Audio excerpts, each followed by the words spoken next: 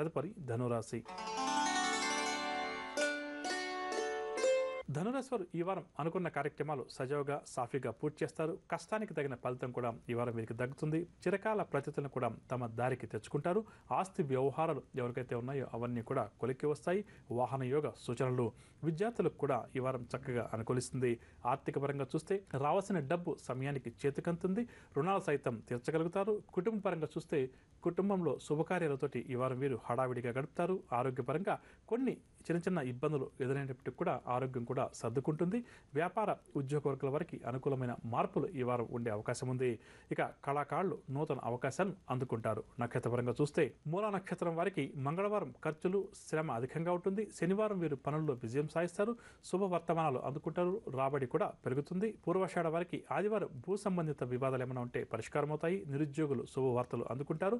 బుధవారం శ్రమ తప్ప ఫలితం కనిపించదు. ఆరోగ్య సమస్యలు కూడా ఈ రాశి వారికి అధికమవుతాయి. ఉత్తరాషాఢం 1వ పాదం వరకు సోమవారం కార్యజయం నూతన పరిచయాలు ఏర్పడతాయి. గురువారం వృధా ఖర్చులు ఇంటా బయట సమస్యలు అధికమవుతాయి.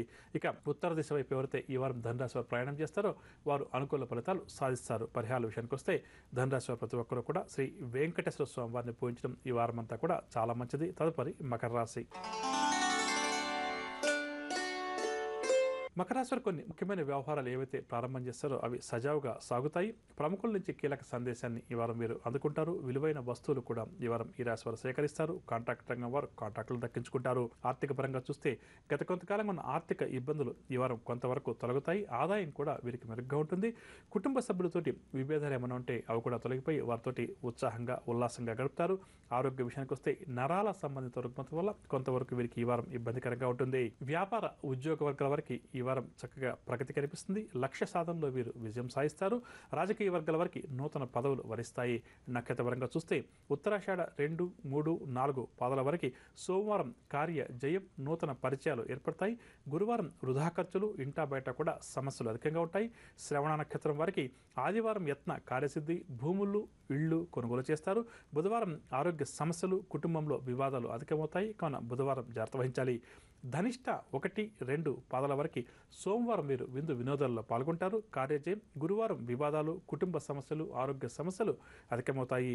ఇక మకర రాశి వారు ఎవరైతే ఈ వారం తూర్పు దిశ వైపు ప్రయాణం చేస్తారో వారు అనుకూల ఫలితాలు సాధిస్తారు. పరిహారాల విషయానికి వస్తే శ్రీకృష్ణ భగవానుని మకర రాశి వారు ఈ వారం ప్రతినిత్యం పూజించడం శ్రీకృష్ణాష్టక స్తోత్రాన్ని పఠించడం చాలా మంచిది. తదుపరి కుంభరాశి.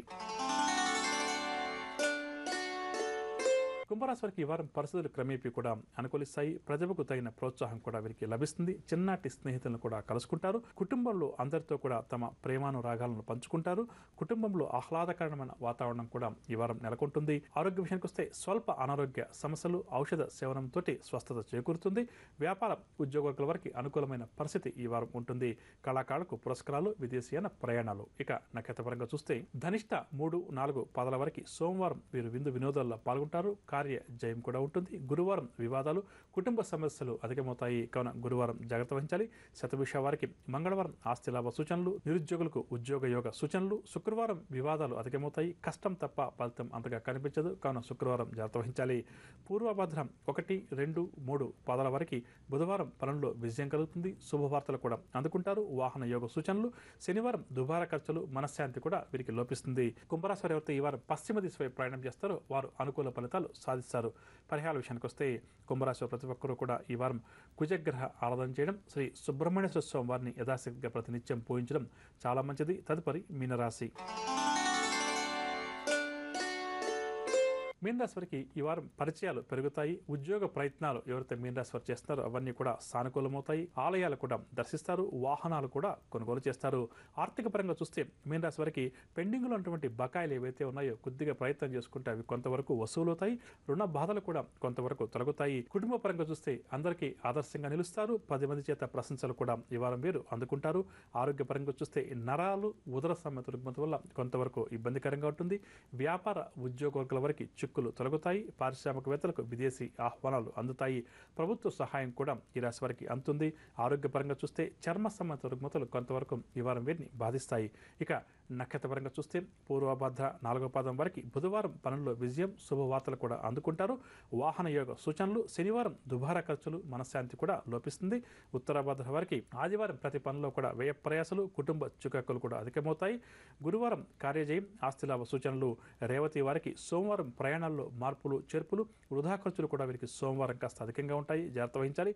శుక్రవారం వీరు వినోదాల్లో పాల్గొంటారు, సమస్యలన్నీ కూడా పరిష్కారం అవుతాయి. ఇక మీన రాశి వారు ఎవరైతే ఈ వారం తూర్పు దిశ వైపు ప్రయాణం చేస్తారో వారు అనుకూల ఫలితాలు సాధిస్తారు. పరిహారాల విషయానికి వస్తే శ్రీరామ రక్షా స్తోత్రాన్ని ప్రతినిత్యం పఠించడం, సీతారామచంద్ర ప్రభుల వారిని ప్రతినిత్యం పూజించడం మీన రాశి వారికి ఈ వారం అంతా కూడా చాలా మంచిది.